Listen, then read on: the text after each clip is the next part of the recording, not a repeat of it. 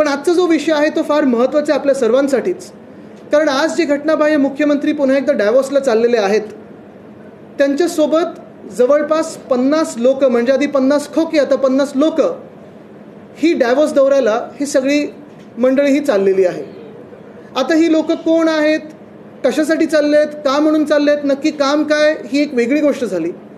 पण धक्कादायक गोष्ट ही आहे, जी माहिती मला काल कळली, की जेव्हाही कुठच्याही अधिकृत दौऱ्यावर जायचं असतं, मग आपण मंत्री असाल, अधिकृतरित्या कुठच्याही डेलिगेशनमध्ये आमदार खासदार म्हणून जात असाल, सरकारला तुम्ही जेव्हा रिप्रेझेंट करता, किंवा मग मुख्यमंत्री म्हणून जाता, तेव्हा केंद्रीय MEA म्हणजे मिनिस्ट्री ऑफ एक्सटर्नल अफेअर्स, परराष्ट्र मंत्री ह्यांची तुम्हाला परवानगी लागते, आणि वित्त खातं केंद्राचं ह्याची देखील परवानगी लागते.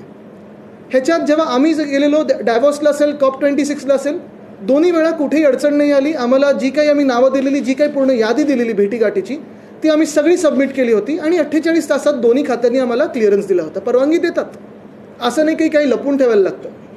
पण गंमत अशी झालेली आहे, धक्कादायक गोष्ट ही आहे, की केंद्रात पण सरकार भाजपचंच असताना इथे भाजप प्रणित जे खोके सरकार बसलेलं आहे, ह्या 50 लोकांमधून मला वाटतं नुसतं 10 लोकांना परवानगी मागितली होती, आणि परवानगी जशीच्या तशी दिली गेलेली आहे.